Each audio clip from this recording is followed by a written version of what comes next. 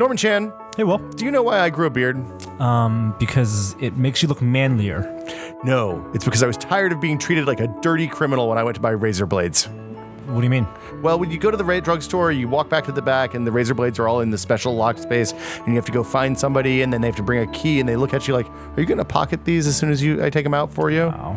I hated that, so I just grew a beard. That's why I order everything online. Well, you don't have to feel like a criminal, and you can order your shaving supplies online if you go to harrys.com and use offer code Untitled to get $5 off. Harry's is a subscription service. One of the founders actually founded Warby Parker, who makes eyeglasses. We like them too. And they send you razors and blades and shaving supplies through the mail. It's really hassle-free. It's much cheaper than buying the brand name stuff at grocery stores, drugstores, all that. And I used it this morning to trim up under the beard and up on the neck and do a little manscaping. You can get a starter kit. You get a starter kit. You get $5 off of any order if you go to harrys.com and use offer code Untitled. And that's Harry's, Harrys. Yes. Thanks to Harry's for supporting Still Untitled. And I guess now it's time to start the show. Welcome to Still Untitled, the Adam Savage Project. I'm Will. I'm Adam. And I'm Norm. I have something in my eye. Oh no. Nope. Okay. Norm's microphone's down low, but we're good now. I've been woodworking all morning. So Proper eye protection, I'm sure. well, there's just dust everywhere. That is a problem when you're woodworking. Hey, this morning, Yes. a rare occurrence. I woke up and heard the of the garbage truck. I made it downstairs in time to get my garbage on the street You made the run. and picked up. Yeah. That is hard so to do. The run is just... So I didn't know what this The run is, I forgot to put my garbage out last night. Yeah. Tonight is garbage night in my neighborhood.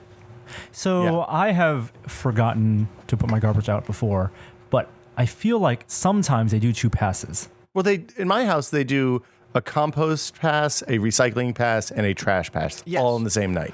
Yeah, they do. But here in my neighborhood, I think that the trash pass, how does this work?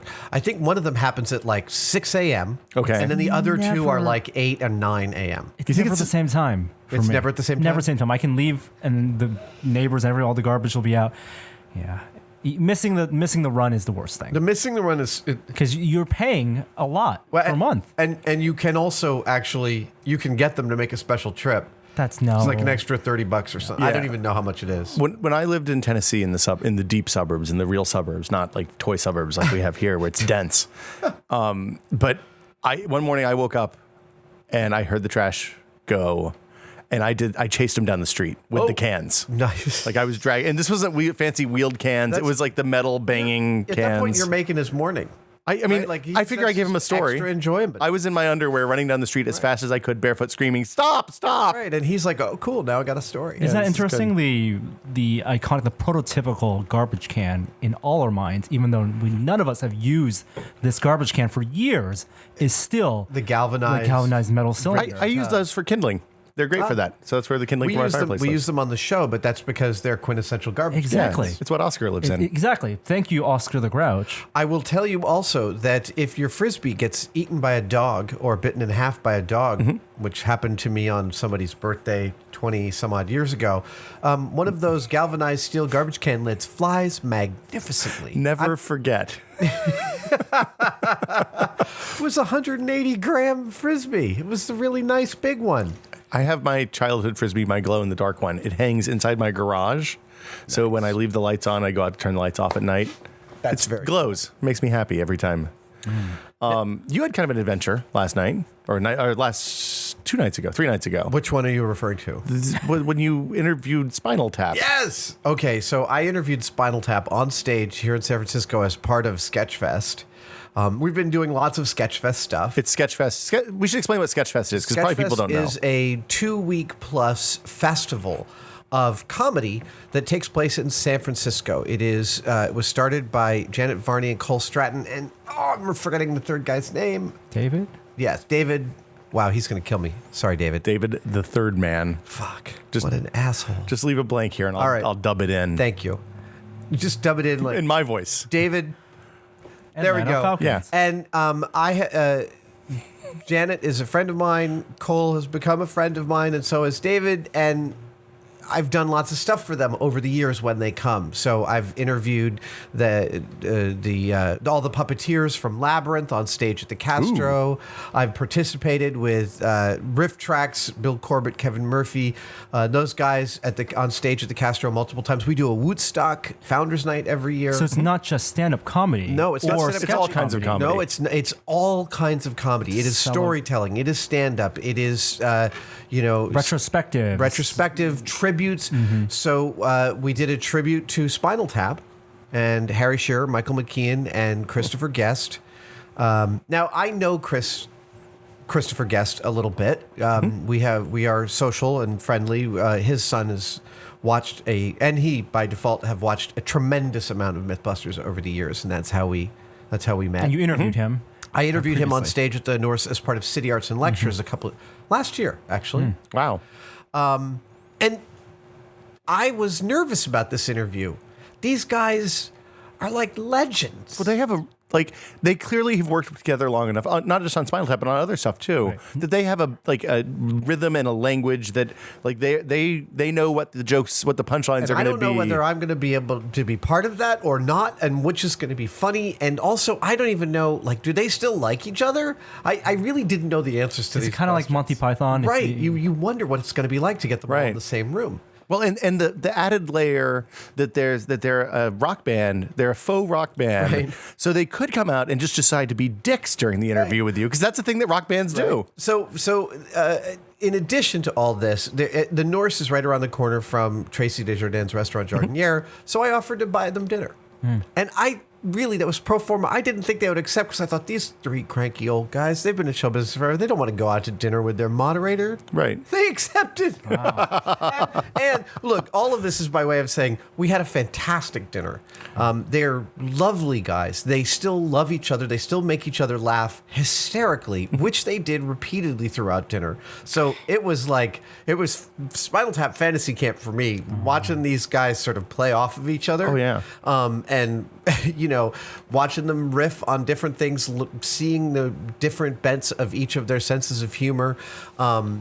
I've been a huge fan of all of theirs for decades, right? Independently for their projects. Chris and Michael wrote one of my favorite early film school movies, The Big Picture with Kevin Bacon. It's a fantastic movie.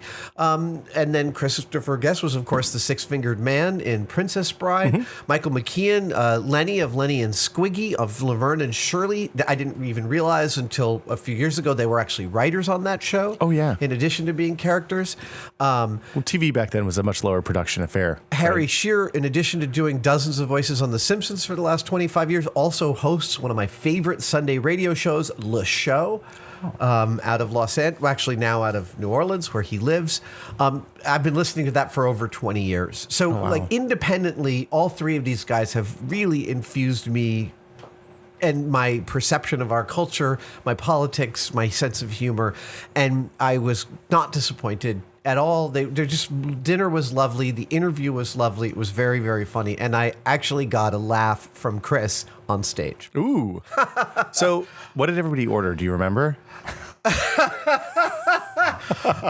Michael had the cod. Was it the cod? Fish of some snapper. kind. He had the snapper. Harry had the steak, and Chris and I each had the burger. Now, the burger isn't on the regular menu at Jardiniere, it's the bar menu, but Tracy's burger is my favorite burger in San Francisco. It is a really good burger. And it's a good burger town, just to be clear. Yes. There are lots of good burgers here. So that was that was fantastic. I came home on a cloud. I'm sure. To tell my wife all about it. It was fantastic. It was really lovely evening. Awesome. I have to imagine those guys are so sick of the 11 joke at this point. Yes. There was someone who named their daughter 11. That 11 was her middle name. I can see that. I mean, that's not it. Middle names, daughter middle names are throwaways, right? That's you can do whatever you want there. I guess it could be. Yeah. You have to consider that they'll often take their middle name after having changed their name post-divorce. That has happened. That'd be an awesome last name. Hi, I'm Ruth 11. Ruth 11. Yeah, you sound like a robot. What else is going on? I wanted to. This inspired drone.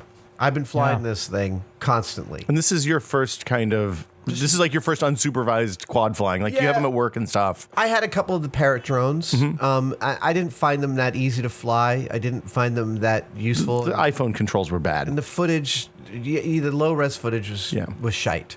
The Inspire, on the other hand, is a magnificent piece of kit that I'm continually blown away by. And I know that, Jamie and I were at their launch event for the Inspire.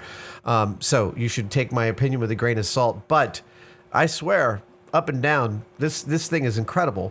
Just that thing exists. All of those things, like from the $500 kit quads that you put together at home, all the way up to $3,000 or $4,000 for something that's semi-pro level in a lot of cases, is amazing. I think there are a couple interesting things about your experience so far with the Inspire. So we've gone on a couple trips, and there's video that's going to be on the site. I think it might already be on the site about one of our trips.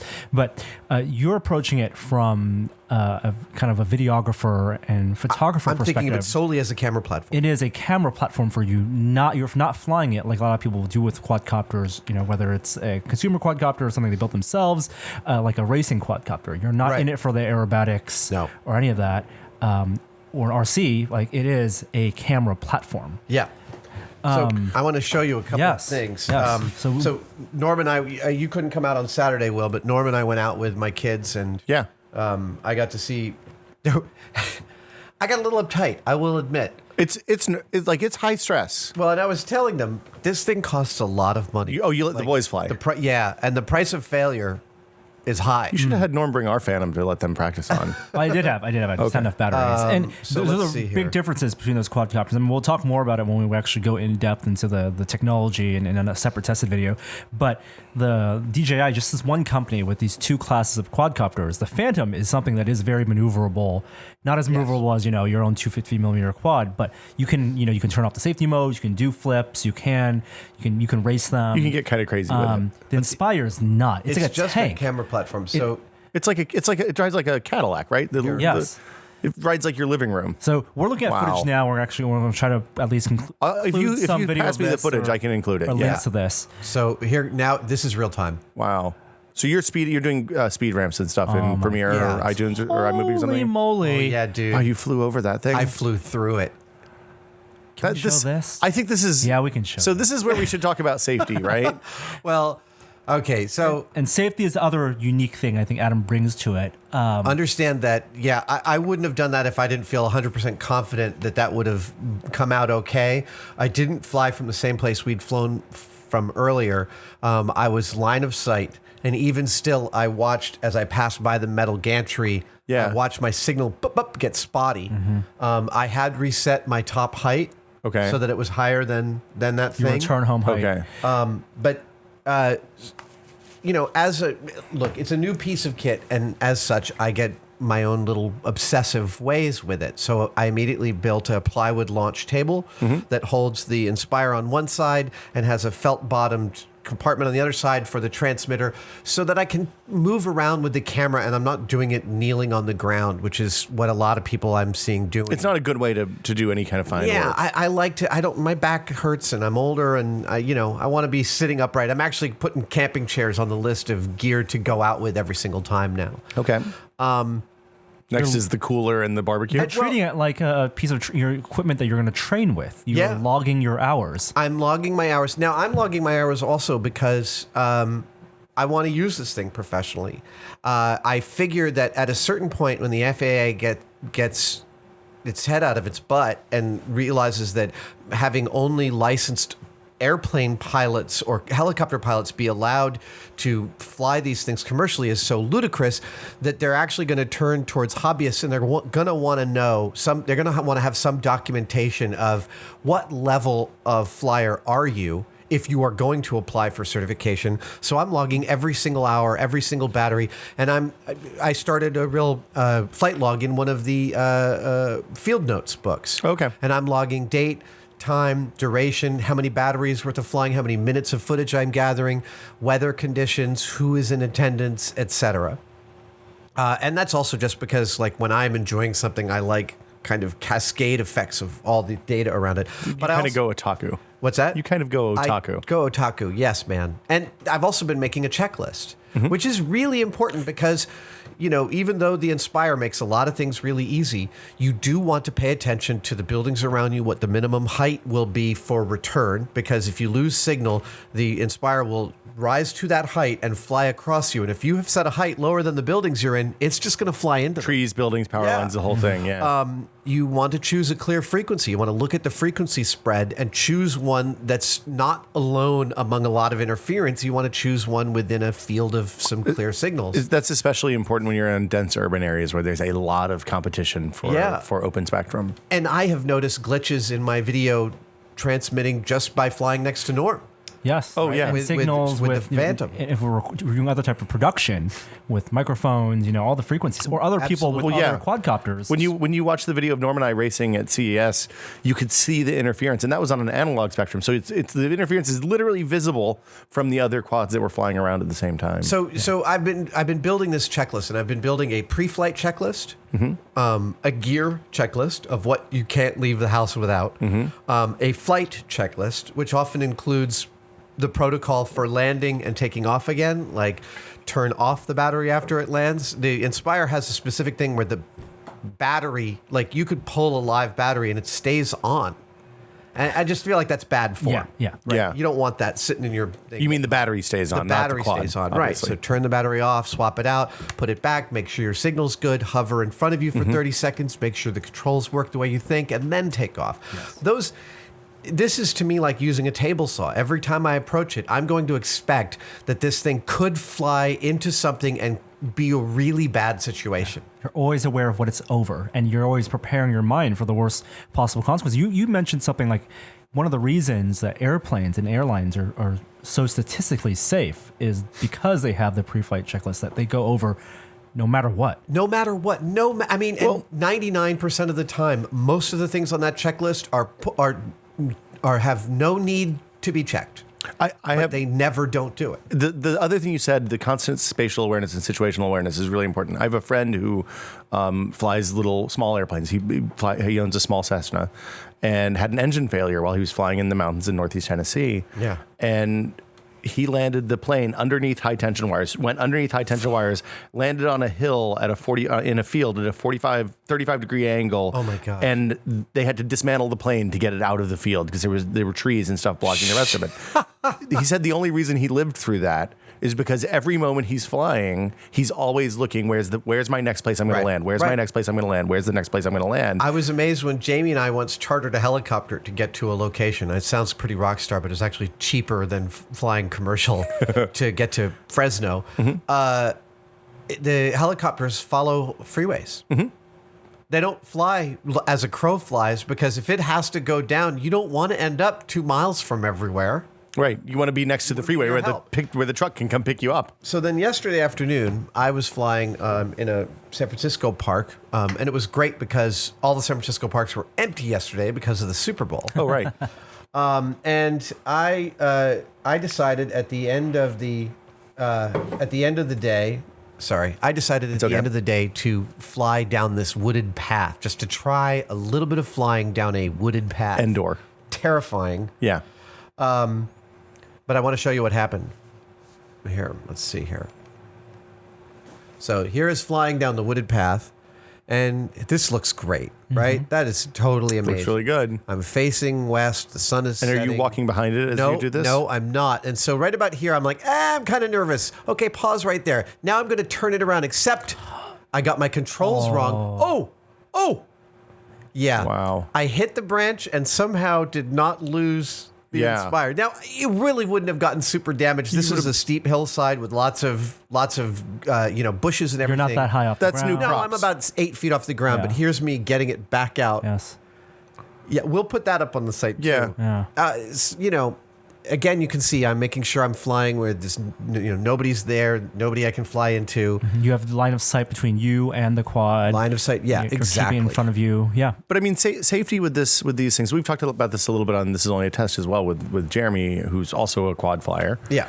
And it starts with the realization that what you essentially have is a cinder block with some propellers on it. Right. And that if you do something that makes it fall from the sky, it's going to be really scary. And I don't know if you've crashed anything yet, Norm. I have have not you? crashed it. We were flying, when we were test flying one of the 3D robotics quads, we lost one propeller, shot up because I didn't put Loctite on the nuts and they didn't use lock nuts.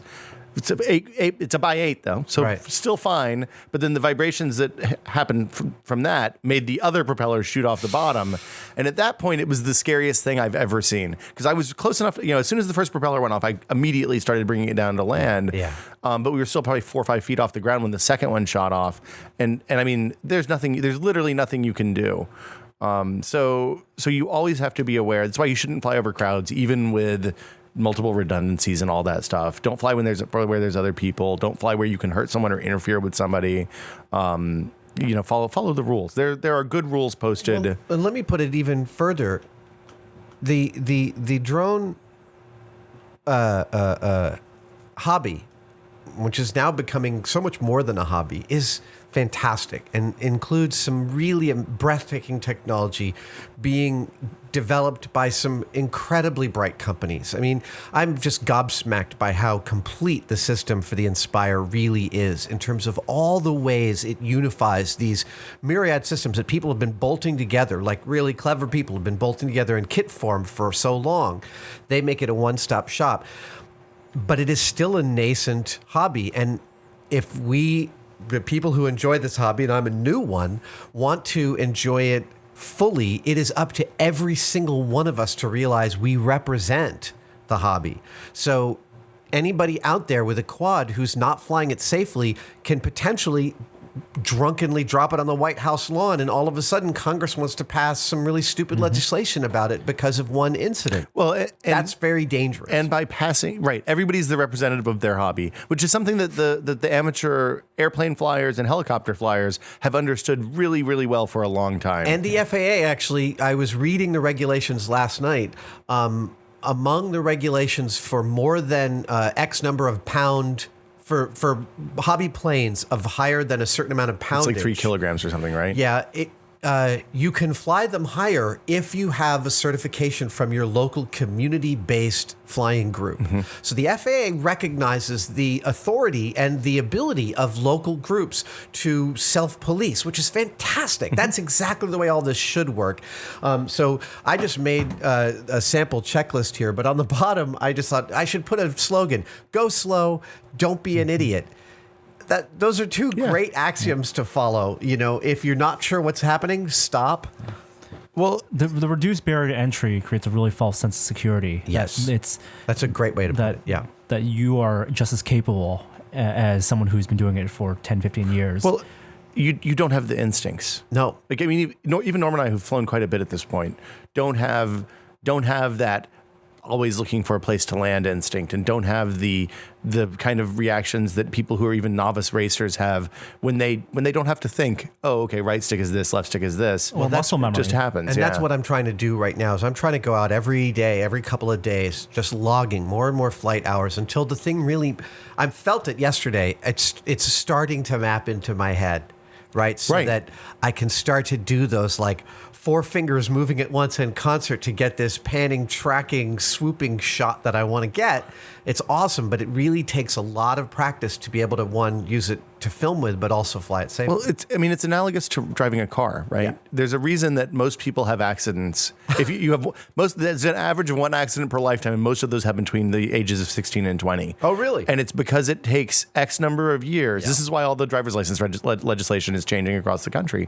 Is it takes a long period of time to change your sensorium to detect the car as the body analog, and just know, like, right after you've been driving for 10 years, okay, this is how big my car is, this is how it goes. And when you get a new car, you have to adjust to that, but it doesn't take very long. When you're first learning to drive, it takes a really long time to get an innate sense of how big the car is and what kind of space you take up. And once you've logged enough flight hours with a quad to do the same thing, then you have that same ability, but you have to really work at it. The term that I've been using more and more lately, because we use it on Mythbusters when we're talking about this stuff, is proprioception. And I've said it on the podcast before. It means your spatial awareness of your body or the thing you're in and the space around you. And proprioception it's hard to develop in new vehicles and with new devices, but it's absolutely vital in order to do it safely. That's what Batman would do. It is what Batman would do. So Mind your surroundings. I'll give you the files for this checklist. You post them, and I'd love feedback for other things that should go on there. I've tried to be pretty complete and pretty cross-platform. I recognize that all drones are different and systems are different, but still choosing clear frequencies and many best practices apply across them. Well, and I mean, the other thing to always be aware of is that sometimes things go wrong that are completely outside of your control or preparation. And you have to be aware of that and be ready to deal with that too. So whether it's the quad taking off in one direction with no human input accessible, which happens to all the time to lots of different quads, or there's new malware. Really? There's new malware that actively takes over the quad itself. I didn't know that. That's terrifying. Yeah, I was just reading about that yesterday, I think on Gizmodo. I can't remember when, but yeah, terrifying. It's technology. Yeah. Well, and basically that's just going to force companies like 3D Robotics and DJI to have countermeasures for that sort of thing. Not just have it be open. Open Wi-Fi signals, which is what everybody uses now. The other thing what is could possibly go No, wrong. DEF CON. Don't just bring fly your quad. quad at DEF CON. Yeah. Look, I think the main thing that I wanted just to talk about is that really everybody who's flying a drone, even little tiny ones, you fly a little tiny 5-ounce drone into your brother's eye and the news will cover it. Right? Like, so every one of us is responsible for, you like this thing, then consider yourself responsible for representing the hobby and think about it like that with the stuff you do. Well, and one last smaller note, when you're dealing with something like this, we're used to, especially nerds, we're used to just updating firmwares and updating drivers and stuff like that without really thinking about it. Because, on your PC, you get a bad firmware update. What's the worst thing that happens? You roll back and everything's fine.